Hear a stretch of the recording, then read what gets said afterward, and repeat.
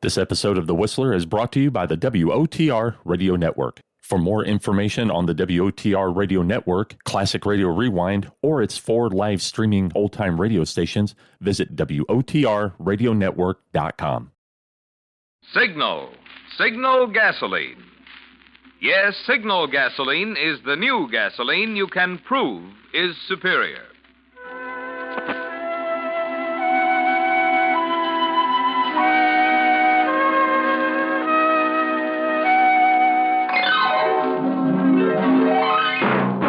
The Signal Oil Company and your neighborhood Signal dealer bring you another curious story by The Whistler. Tonight, Harvest of Death.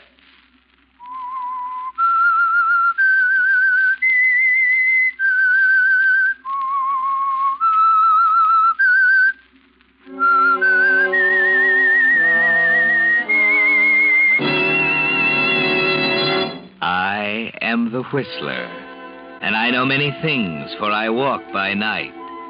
I know many strange tales hidden in the hearts of men and women who have stepped into the shadows. Yes, I know the nameless terrors of which they dare not speak.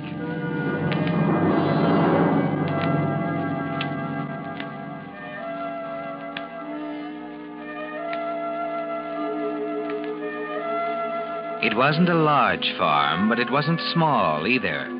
It kept 2 strong men busy from sunup to sundown taking care of it. And they did a nice job because the farm prospered. Mort Grant owned the farm and lived in an awkward-looking unpainted farmhouse with his wife Nellie. Jim Hayward was the hire man and lived in a spare bedroom. But actually, he'd been there so long that he was more like one of the family than a hired hand. And that's what worried Mort Sanders. Mort. Scared me half to death popping in the kitchen door like that. Did I? You certainly did. You know, I'm nervous enough without you acting like a cat chasing a mouse. I've gone and broke one of my best dishes. Hello, Jim. Hello, Mort. Kind of ambitious, aren't you? Well, I surely wish that you were a little more ambitious around the house. I could use a little help now and then. A woman's work is left to the women. Men have enough to do with their own work. That right, Jim? Well, I guess it is, Mort, but Nellie looked a little tired, and I thought it wouldn't hurt anything if I stepped out in the kitchen and helped her a mite with the dishes. You should rest quiet a while after eating supper. I'd like to see the day when I get any rest after supper. I'm not really tired, Mort. I don't mind helping out a little extra bit. Well, if you don't mind, you can be as foolish as you want, I guess. Nobody's being foolish. I think it's downright generous of Jim to want to help. We ought to help each other more around here instead of living like 3 hermits. I don't see you out plowing. Come on, Jim. Leave the old lady to her work. If you don't mind, Mort, I'd just soon finish what I started. No, I don't mind, Jim. Not at all. Suit yourself. Suit yourself.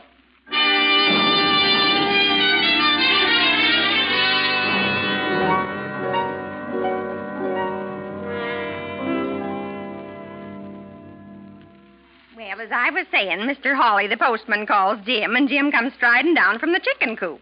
And Mr. Hawley tells him the good news. You'd think he'd had the baby instead of his wife. Well, then, he gives Jim a cigar, and you know what Jim says? I couldn't guess. Well, he says, seeing as how you're the mailman, I suppose your baby comes special delivery. Can you tie that? Well, don't you get it? Special delivery. Oh, that's Jim. Doesn't sound very funny to me. Huh. If you'd said it first, you would have thought it was funny. Maybe so. But if I said it, you wouldn't have thought it was so funny. Mort Sanders, if I hadn't been married to you all these years, I'd think you was jealous. I'm not jealous. But you do seem to enjoy Jim's company to mine. I'm only your husband. All I hear from you is Jim did this, or Jim said that, or Jim says and does the funniest things. Why don't you pay attention to me once in a while? Oh, Mort. I'm running this farm, and I'm tired of hearing what Jim does. So will you do me a favor and talk about something else?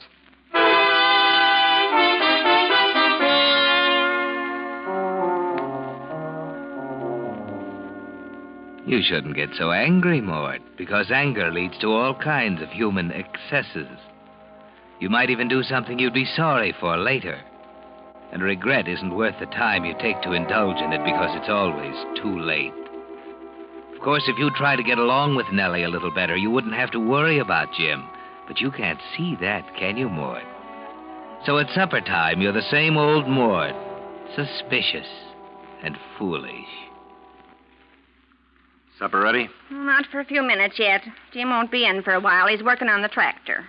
Well, if he can't make supper on time, that's his tough luck. Well, just the same, it isn't ready, so you'll have to wait.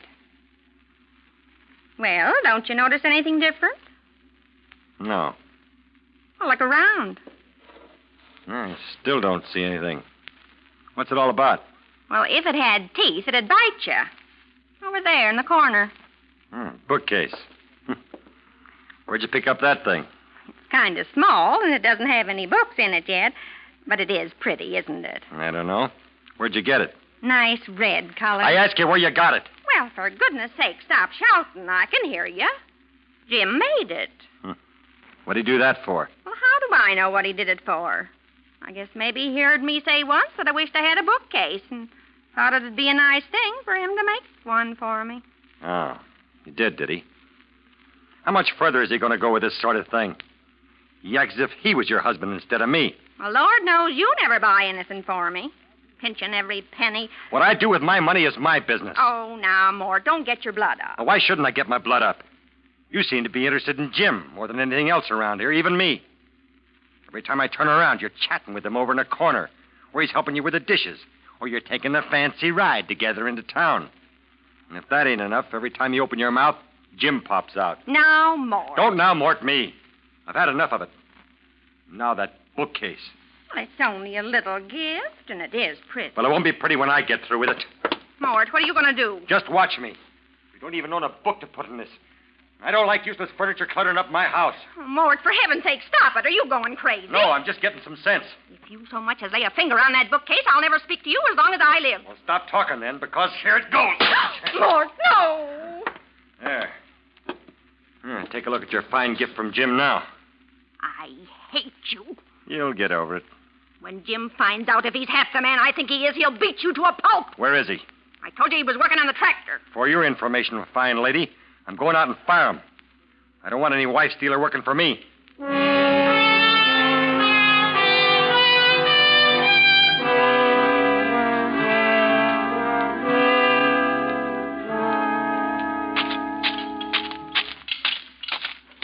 Hello, Mort. Supper almost ready? Almost. I won't be able to finish this tractor tonight, I'm afraid. Turned out to be more work than I thought. The wrist pins... Never mind. Give me the wrench, Jim. Oh, you want to take a hand at it? No, but you won't be needing this wrench anymore. What do you mean? Hand it over. All right, Mort. Anything you say. Here it is. Thanks.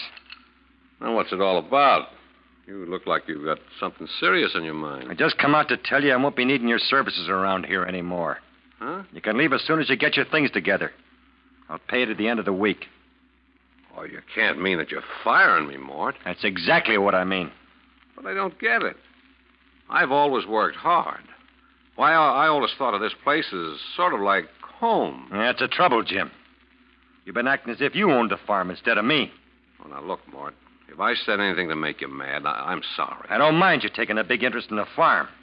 But when you start moving in on my wife, that's where I draw the line. Your wife? Yeah. Why, I haven't done anything to your wife. Why, Nellie and I, well, we get along. That's the trouble. You get along too well. Every time I look around, you're with her, telling her stories or taking her someplace or making something for her. And I don't like it. I don't want to see any more of it. So get your clothes together and get out. Now, look, Mort, you're talking kind of rough. I'll talk any way I want to. It's my land, my farm, and my wife we're discussing. I'm sick and tired of having a dishonest, wife-stealing, backstabbing farmhand around here, so get out before I throw you out. Those are big words. You want some bigger ones? If you think you're big enough to say them. As a matter of fact, there's a few things I can say myself. I never worked for such a miserly, selfish old coot like you before. Won't even trust a bank with your money. That's enough out of you, Jim. There's one more thing I always wanted to give you before I left. A punch in the nose. Stay away from me, Jim. Put him up, Mort. I'll give you a chance to back up them big words of yours. All right. You asked for it. Mort, put down that wrench. Try and make me. I'll take it away from you. There. You got the wrench, all right. Jim. Jim, you'll be okay in a minute. Jim, wake up. He's dead.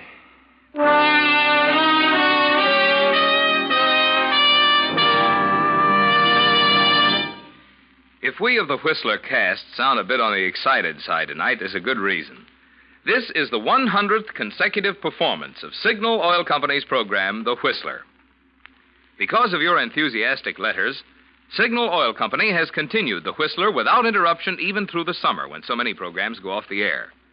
And month after month, The Whistler's popularity has grown until, for the past 8 months, it has ranked tops in popularity among all West Coast programs. We of the cast want to thank you for your loyalty, which has made this record possible. It's our richest incentive to keep every performance a top performance, so you'll continue to tune in on the Signal Oil program each Monday night for more broadcasts of The Whistler.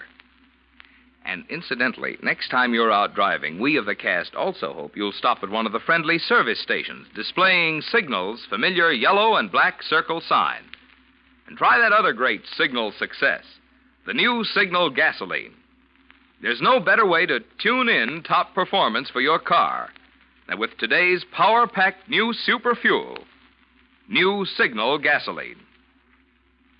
And now, back to the Whistler.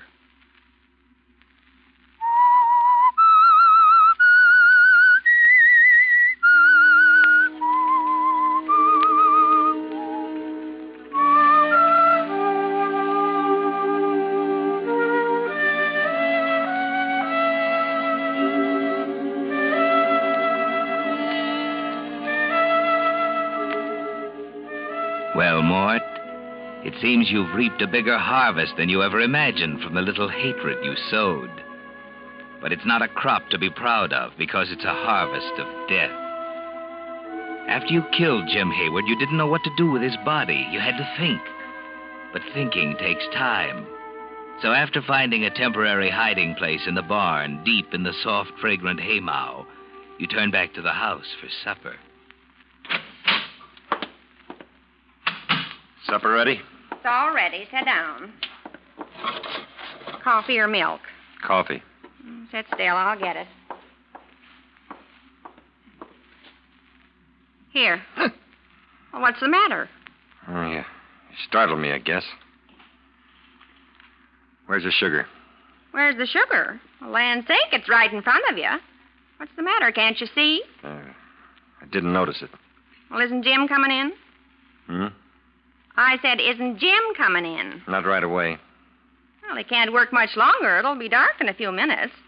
Potatoes will be cold if he doesn't come in soon. I knew you wouldn't fire him. You couldn't fire Jim, not after he's been with us all... Cut it, will you? All right, Mort. I took care of the bookcase. I finished breaking it up, and I put it in the stove. When Jim comes in, I'll say, Jim, I got some bad news for you. But I expect you can take it. Seems I fell up against the bookcase. It wasn't very big anyhow, you know, and I broke it. Mort, you're not eating a thing. Huh? Oh, I was listening to you. Well, it's about the first time you ever were. Well, Jim should be in here by now. I think maybe I'll look out the window and wave to him to come in and eat his supper. Mort. What? It's getting dark, and I can just barely see the tractor, but I can't see hide nor hair of Jim. Can't see anything moving out there. Sit down and eat your supper. Jim's old enough to take care of himself. Well, I suppose he's putting the tools away. Jim's always the careful one. Mort, you're still not eating. I'm not very hungry. I bet Jim's got a big appetite tonight. Will you stop talking about Jim? Well, for heaven's sake, Mort, what's got into you? You don't have to shout like that. You scared the living daylights out of me. I asked you before to stop talking about Jim. I was just trying to be sociable. With you sitting there like a mummy, a body could go crazy for something to do. Well, if you want to know, Jim won't be having supper tonight, so you can stop waiting for him. Why won't he have supper tonight? Because I did what I said I was going to do. You mean that you fired him? Yes, I fired him. Well, of all the Nellie. selfish... I don't want to hear one word out of you about it. It's done, that's all, and there's nothing you can do to change it. All right, Mort, if Jim's fired, he's fired, but I don't... Shut up. Well, at least he can have one more meal before he goes. Can't he? Jim's gone. Gone already? Yes, he's gone already. How many times do I have to say it? Well, it seems funny he didn't say goodbye to me. He didn't even come after his clothes and things. Oh, he can't be gone yet. I told you he was gone. Gone for good. He won't be back. Is he ask you to send his clothes to him? No. Well, didn't he tell you where he was going? Look, he just left. He didn't tell me anything. Was he angry? A man who gets fired isn't exactly happy. Well, aren't you going to give him a character reference or something so that he can get a job someplace else? Where he's going, a reference from me isn't worth a thing. Oh, then you do know where he's going. You said before that you didn't. I don't know. All he said was that he thought he might go north, maybe to Canada. That's all he said. Well, it's funny he left late in the day like this. You'd think he'd wait until morning and get a fresh start. Can a man do what he wants with his own life without you analyzing the whole thing? But I thought I knew Jim. I thought I could tell just what he'd do. Well, you couldn't, so forget it. Well, it seems to me the whole thing's all very funny. It's all very funny.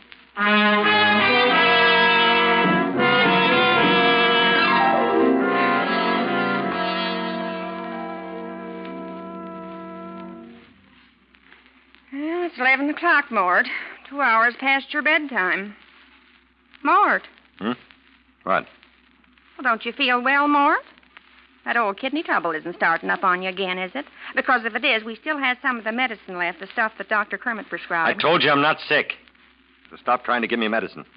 All right, I was just trying to be helpful, that's all. After all, I am your wife. Sometimes I wonder. Well, that's a nice thing to say. Oh, forget it. I know what's bothering you, Mort. You do? Yes. You fired Jim over a petty little argument, and now you're sorry. Am I? But don't you worry. If I know Jim, he'll be back bright and early in the morning, just as if nothing had happened, and you'll both be plowing up land together just as happy as you please. Got it all figured out, haven't you? Oh, sure. Jim couldn't stay away any more than you could have him stay away. He's just like one of the family. He probably just went into town, had a few drinks to help him forget things for a while, but he'll be back as happy and friendly as ever. You wait and see. How many times do I have to tell you Jim won't be back? He's gone, for good. Oh, not Jim. I tell you he's not coming back. I wish you'd stop talking about it. All right, Mort. All I can say is wait and see for yourself. Why don't you go to bed? Oh, not until you do. I'm not going to let you sit here all alone making yourself unhappy over a little mistake. Why, good heavens, everyone makes a little mistake now and then. It's nothing to fret over. You know, just the same, I miss Jim already myself. Oh, it used to be comforting to watch him sit in the rocking chair, rocking back and forth, just as comfortable as you please, smoking away on his pipe. Nellie, look. The rocking chair. It's rocking back and forth. Just as if Jim were sitting there. How could it? How could it rock by itself? Oh, don't get all excited, Mort. Can't you see? It's only the cat. Huh. Here, I'll chase it away if it bothers you. Cat! There. Now, the chair won't rock anymore. Never liked that darn cat anyway. Now, don't go blaming anything on the poor little cat. She probably misses Jim, too. I don't miss Jim. Not one bit. What makes you think I do? Well, you're sitting there like you'd lost your last friend. What's that? Somebody's coming up the stairs. Somebody's at the front door. Oh, sit still. I'll look. Maybe it's Jim. Oh, it's only the screen door banging. There. Heavens, you're a nervous man tonight. It was only the screen door banging. I guess you forgot to hook it. Anyway, I fixed it. I'm going to bed. Well, at last. Now, maybe you can relax a little bit. You're so jumpy, you act as if you'd killed somebody.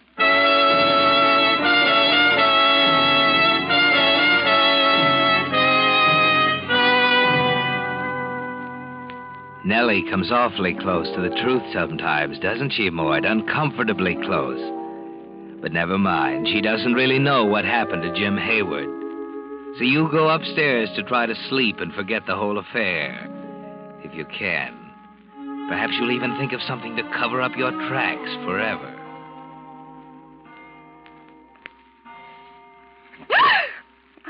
Oh, it's you, Mort. Oh, you give me a start. I just opened my eyes and I thought I saw somebody standing over me.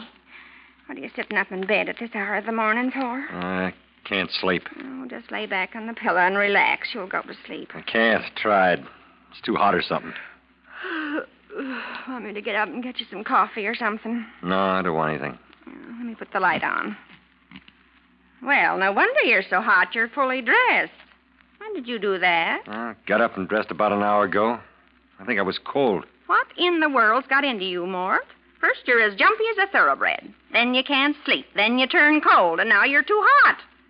Are you sure you're not sick? I told you there's nothing wrong with me. Well, you surely must be hot. The sweat's pouring right off you. Now, there's no need to get so worried about Jim that you make a nervous wreck of yourself. He'll be back, I tell you. If you mention Jim once more to me, I'll strangle you to death. All right, Mort. I didn't mean to get you mad, but you're beginning to worry me now. Go back to sleep. Where are you going? Mind your own business.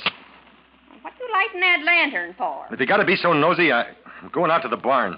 At this hour? Are you out of your mind? Look, you just go back to sleep and keep your nose out of my business. I won't mind my own business. Mort Sanders, tell me where you're going. All right. I'm going out to the barn. I'm worried about something. One of the horses. What's the matter with it? I don't know, but she's been kind of sick today. I want to take a look at her. You're up to something, Mort, and it isn't a horse. What is it? Wouldn't you like to know?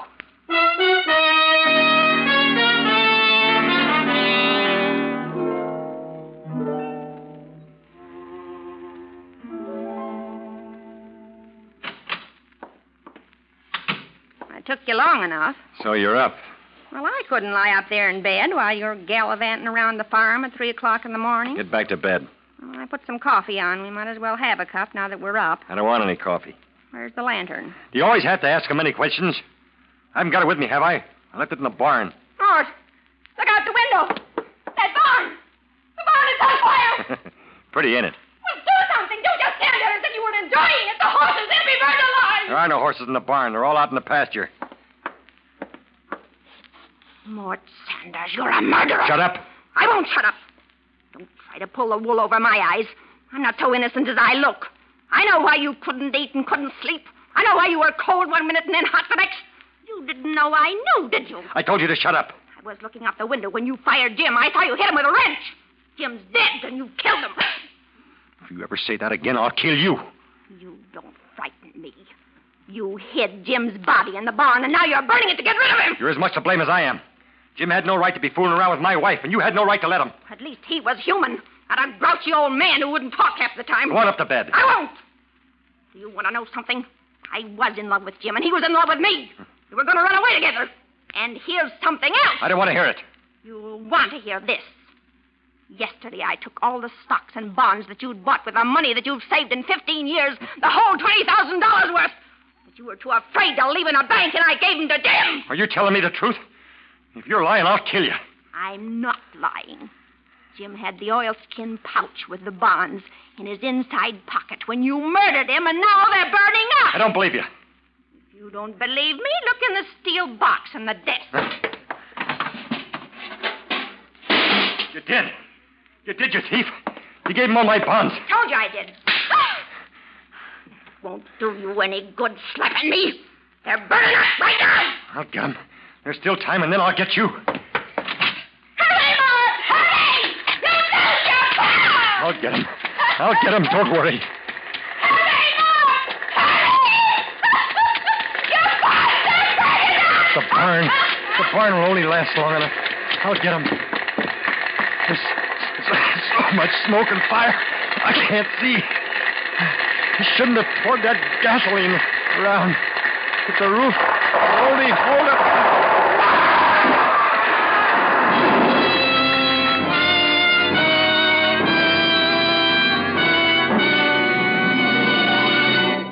The Whistler will return in just a moment with the strange ending of tonight's story. Meantime, because the gasoline you use has so much to do with the performance you get from your car, I think you'd be interested in knowing how a new scientific development has put amazingly increased power into that great new super fuel, New Signal Gasoline.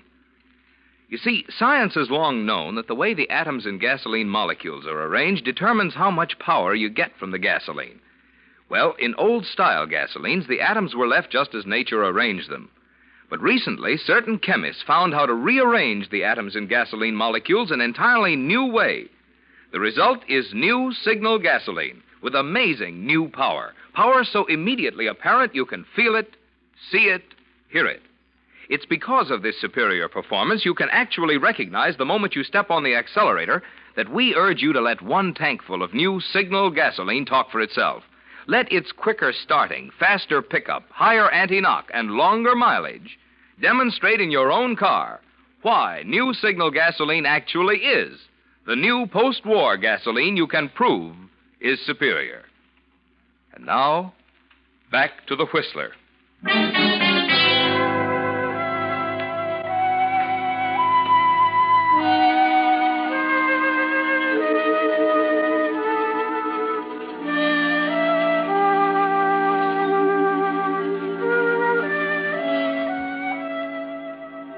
So for once you listened to your wife, Mort. For once you took her advice and hurried into the burning barn. And to death. Of course, the flames lighted the night sky and brought a crowd of neighbors, but there wasn't much they could do. They stand outside the house watching the last glowing embers, talking in hushed tones. But you can't hear them, can you, Mort? It's awful. Awful. Both of them at once this way. Constable figures Mort must have gone in to try to save Jim. Jim was almost like one in the family, you know. Yes. What about Nellie? Is she all right? She's just sitting in there in the rocking chair by the window. Stunned, I guess. Oh, poor soul. I'd best go in and see if I can comfort her.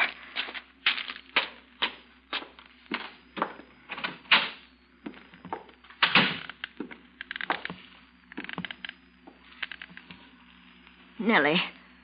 Oh, Miss Thompson. I come to see if there's anything I can do, dear. No. It's all done now. Now try to be brave, dear. I know it's a shock, but we've got to be practical. The men folks will build you a new barn, and we'll all see that you're took care of. I'll manage somehow. Why, of course you will. Is there something I could get you? Some hot tea, maybe? No, thank you, Miss Thompson. I'd just like to sit here a while. Well, of course, I understand. We're all so sorry about Mort, and Jim, too. But everything will be all right. You just keep telling yourself that. Everything will be all right. Yes, Mort. They're all so sorry about you, and Jim, too. And Nellie, poor Nellie, just sits there sniffling and rocking through the night in Jim's favorite rocking chair. Through the night until dawn. Then, when the last neighbor is gone, she stands up, stares out the window for a moment toward the blackened ashes, walks to the pantry shelf, takes down the coffee can and lifts the lid. And what do you think, Mort? Inside, wrapped in an old piece of oilskin, are $20,000 in stocks and bonds. And here's a surprise for you, Nellie. Those securities were not worth the paper they're written on. Mort wasn't a very smart investor.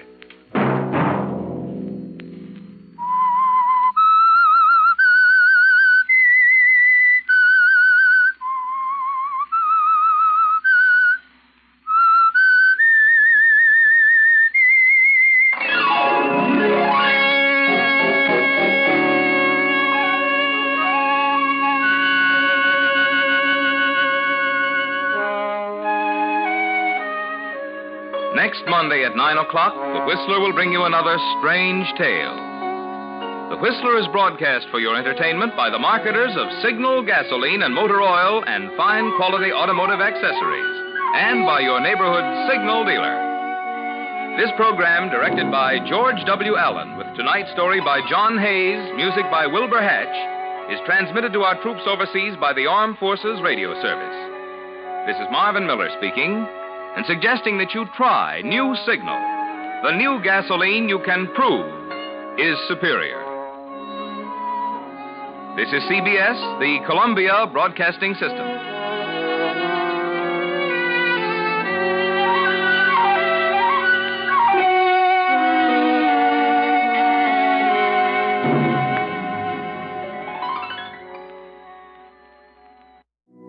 You're listening to the WOTR Radio Network.